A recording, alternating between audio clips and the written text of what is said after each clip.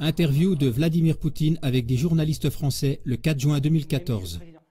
Monsieur le Président, les États-Unis affirment détenir la preuve que vous, la Russie, intervenez en Ukraine en laissant des combattants franchir la frontière et même en fournissant des armes à ce que les États-Unis appellent des sécessionnistes. Ils disent avoir des preuves.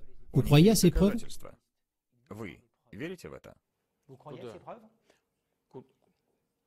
S'ils ont des preuves, ils n'ont qu'à les présenter. Nous avons vu, et tout le monde a vu, le secrétaire d'État des États-Unis agiter en 2003 au Conseil de sécurité de l'ONU les preuves de détention d'armes de destruction massive en Irak. Il avait montré une éprouvette avec une substance inconnue qui était peut-être n'importe quelle poudre. Finalement, les troupes américaines ont envahi l'Irak, ils ont fait pendre Saddam Hussein, suite à quoi nous avons appris qu'il n'y avait jamais eu en Irak d'armes de destruction massive. Il y a donc une grande différence entre faire des déclarations et avoir des preuves réelles. Je vous le répète, il n'y a pas de militaires russes en... Vous voulez dire que là, les Américains sont en train de mentir?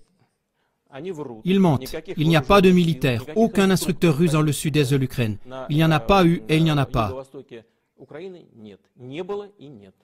Vous n'avez pas envie d'annexer l'Ukraine? Et vous n'avez jamais tenté de déstabiliser l'Ukraine? Non, nous ne l'avons jamais fait et ne le faisons pas maintenant. Et le pouvoir qui est aujourd'hui en place en Ukraine devrait établir le dialogue avec sa propre population. La France, est-ce qu'elle est pour vous une puissance souveraine, indépendante, qui est écoutée? Il y a l'Allemagne. Vous parlez le russe et l'allemand avec Mme Merkel. François Hollande ne parle aucune des deux langues. Est-ce que vous pouvez vous comprendre?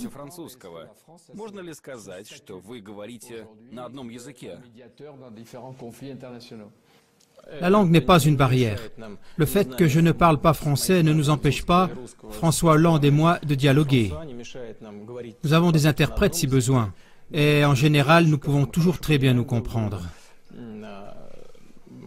Pour ce qui concerne la souveraineté, je répéterai, un pays qui rejoint une organisation militaire consent à céder de manière volontaire une partie de sa souveraineté à une institution supranationale. Pour la Russie, cela est inacceptable. Pour les autres pays, à eux de décider ce qu'ils veulent faire avec leur souveraineté. Cela ne nous regarde pas. Mais cela me rappelle la France, la tradition gaulliste.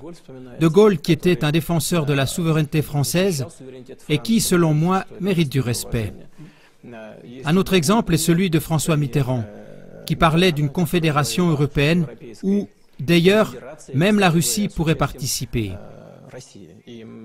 Je pense que rien n'est encore perdu en ce qui concerne le futur de l'Europe.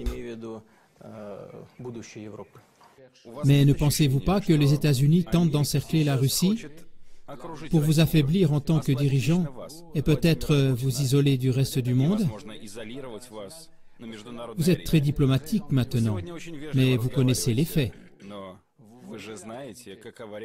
Les faits, vous l'avez dit vous-même, la Russie est le plus grand pays dans le monde. Il est très difficile de l'encercler et le monde change si vite que ce serait essentiellement impossible, même en théorie. Bien sûr, nous pouvons voir les tentatives des États-Unis qui font pression sur leurs alliés en utilisant leur position dominante évidente dans la communauté occidentale, dans le but d'influer sur la politique de la Russie. La politique de la Russie est fondée uniquement sur ses intérêts nationaux. Bien sûr, nous prenons les opinions de nos partenaires en compte, mais nous sommes guidés par les intérêts du peuple russe. Parce que la participation à un bloc militaire, quel qu'il soit, ou à une structure rigide d'intégration, signifie une perte partielle de souveraineté pour ce pays. Maintenant, si un pays accepte cela et accepte cette perte, c'est son choix. L'histoire ne sait pas encore ce qu'elle retiendra des années Poutine. Elle attend et ces années s'écrivent. Qu'est-ce que vous voulez qu'il reste? Voulez-vous qu'on se souvienne de vous comme d'un dirigeant démocratique ou autoritaire? Eh bien, je voudrais être considéré comme quelqu'un qui a fait son maximum pour le bonheur et la prospérité de son pays et de sa nation. Merci beaucoup de nous avoir reçus tous les deux. Bon voyage en France. Au revoir et merci beaucoup. Спасибо большое.